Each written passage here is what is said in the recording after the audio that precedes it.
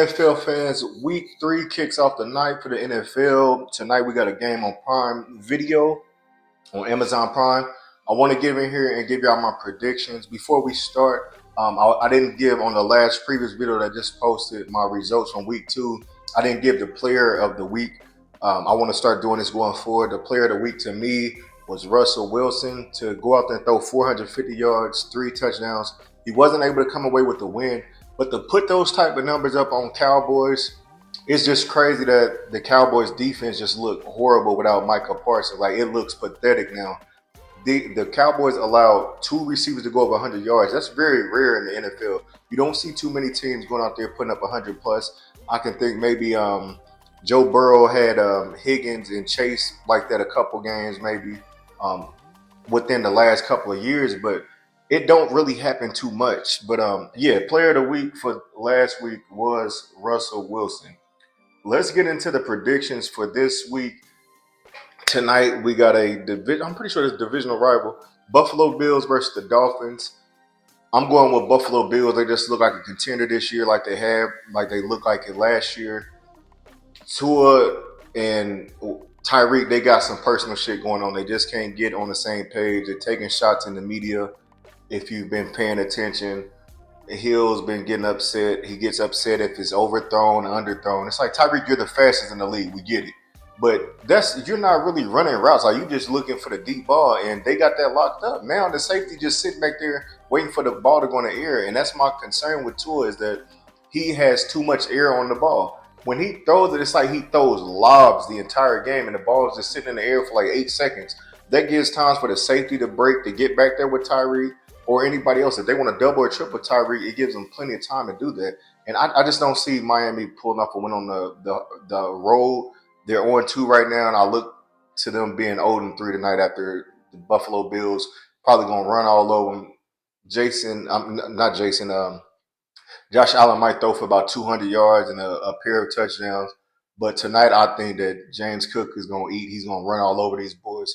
Dolphins might score a touchdown or two just from a chain because he's been balling out. But Tyreek, if he can't get it together and Waddle's not healthy tonight, it's going to be an ugly game on Thursday night. So I'm going to rock with Buffalo Bills to pull off the win at home.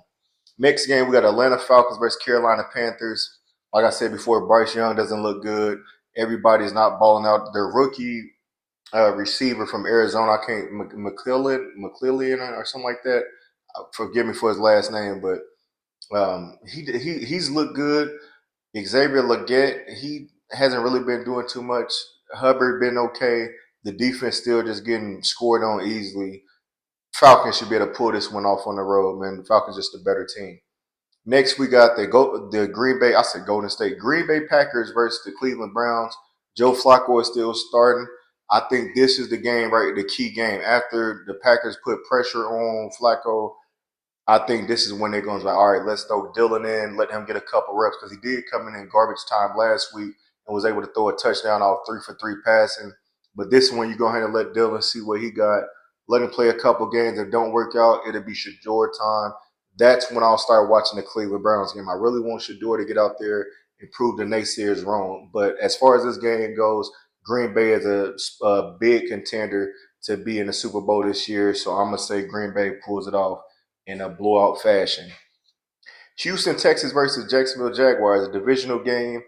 Houston has looked horrible on offense. The defense is there, but the offense just can't get it together, man.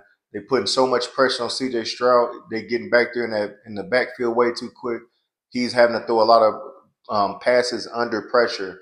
Jacksonville is doing okay. I think they'll do fine at home. They have the defensive line at front seven able to put pressure on CJ. So if they're able to do that, and the defense is defense is able to do that, and Trevor Lawrence able to get Brian Thomas and um, Travis Hunter some wide open catches, I think Jacksonville pulls it off at home. So I'm gonna go with Jacksonville for that one. Next, we got Cincinnati Bengals versus Minnesota Vikings. A tough game because Joe Burrow has been ruled out for the next 2 to 3 months, so he'll be out. Browning will be starting for him, and then Minnesota Vikings, J.J. McCarthy is out. Carson Wentz will be starting for him. So this will be the battle of the backups. As far as defense, I think Vikings have the better defense, and I think they'll be able to do a lot better job being at home. That might motivate Wentz to play okay. So I'm gonna go with Minnesota to win this one at home. Next game, Pittsburgh Steelers versus the New England Patriots. The Patriots coming off a win, Steelers coming off a loss. The Patriots defense looked okay. The offense was starting to click a little bit, but I just believe Pittsburgh is going. They always do good at. They don't usually take too many back-to-back losses. I could see them pulling off on the road, putting pressure on Drake May, causing him to make some bad decisions out there, and Ramsey might be able to get a pick off this game. And the defense just continue putting pressure on Drake May. I can see Pittsburgh pulling this one off. So I'm gonna rock with Pittsburgh on that one. Next is the Los Angeles Rams versus the Philadelphia Eagles.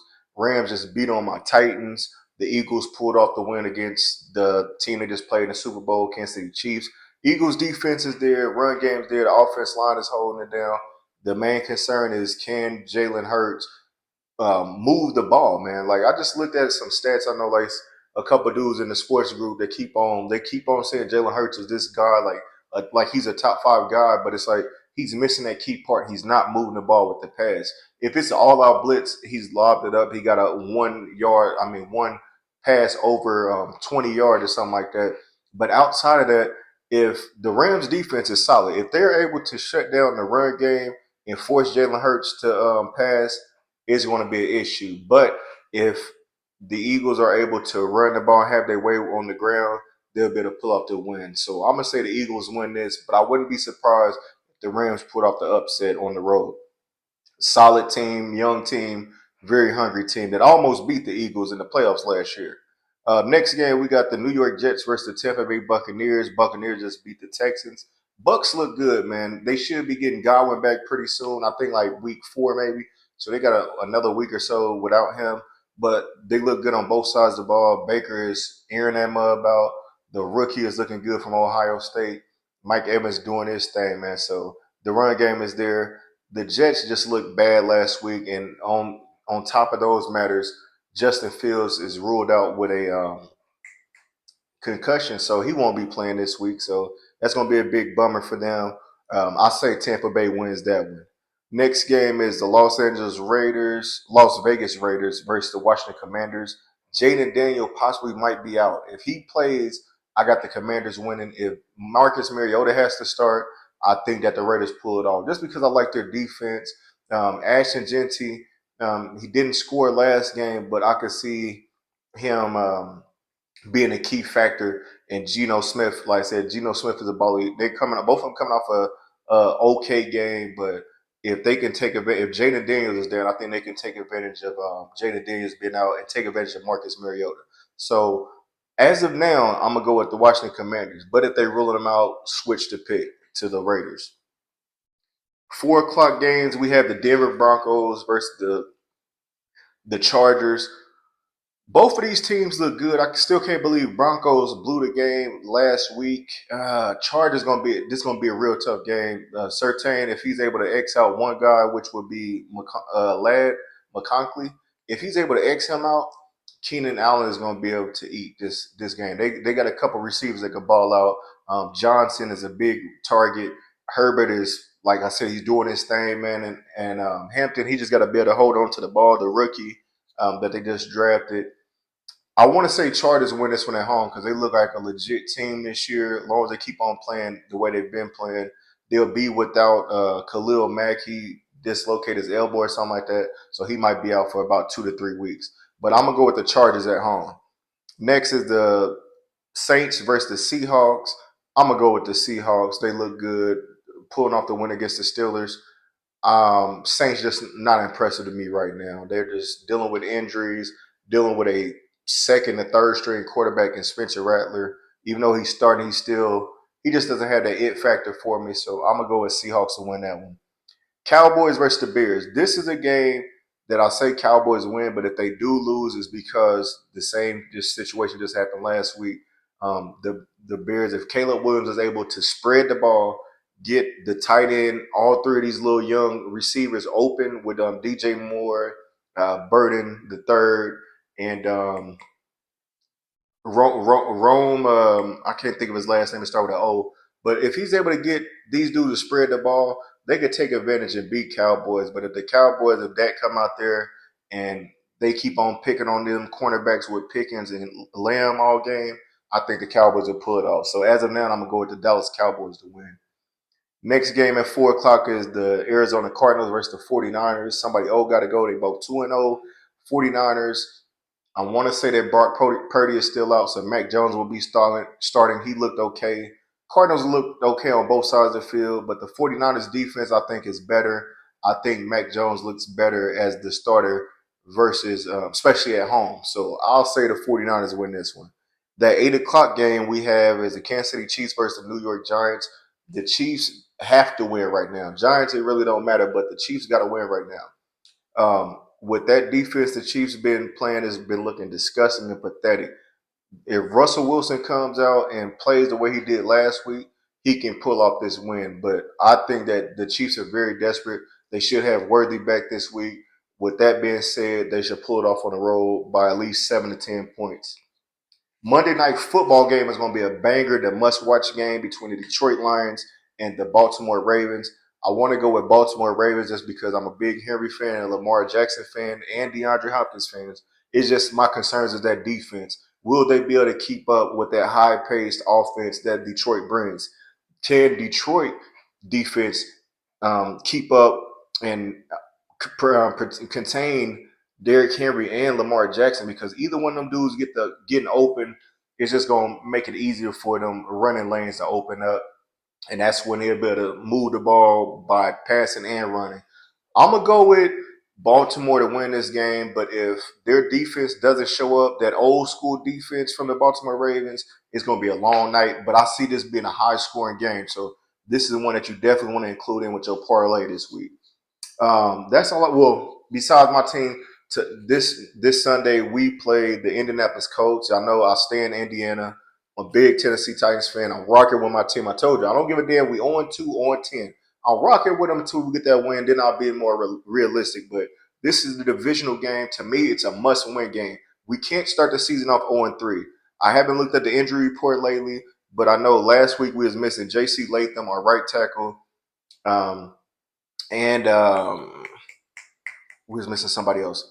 We was missing two people. Oh, then we had the right tackle was injured. J.C. Latham was out, so we had a backup come in.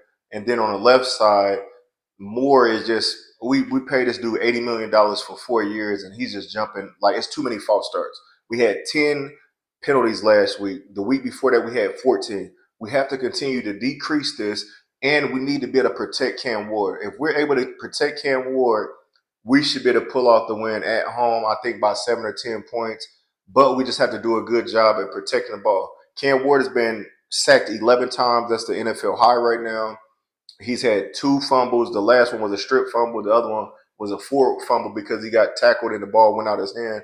We have to avoid that. We have to avoid these dumbass penalties, these pass interference and stuff. Snead needs to pay sticky. He needs to lock down on these boys.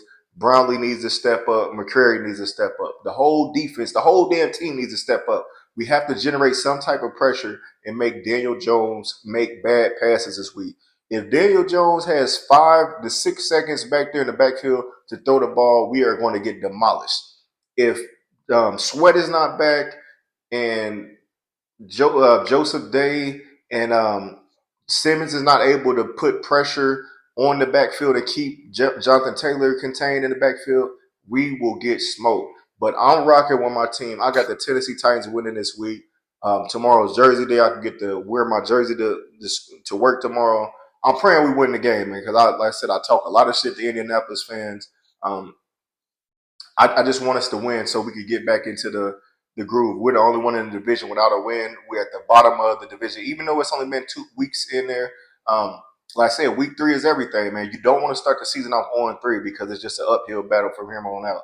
But those are my predictions for the week. Again, I have the Bills over Dolphins, Falcons over Panthers, Packers over Browns, Jags over Texans, Vikings over Bengals, Steelers over Pats, Eagles over the Rams, Buccaneers over Jets, Titans over the Colts, Commanders over the Raiders, Chargers over Broncos, Seattle over the Saints, Cowboys over the Bears, 49ers over the Cardinals, Chiefs over the Giants, and for that Monday night game, I have Baltimore Ravens over Detroit Lions. That's all I got for y'all this week, man. Thank y'all for tuning in to the Mechee from the Midwest podcast for your latest NFL results of week 3. I'll get back with predictions. I will get back in here with my results. Maybe, possibly Sunday. No, not even Sunday. Yeah, possibly Sunday night, but look forward to the video on Monday afternoon sometime. So that's all I got for y'all. Make sure y'all subscribe to the channel, like, share, and subscribe to the Mechee from the Midwest podcast on Facebook, YouTube, and Instagram, and Spotify. I'm 4 subscribers away from being at 200. Small milestone. Looking forward to it. If you got friends that watch NFL, tell them to jump on here and subscribe to the channel. Thank y'all for tuning in.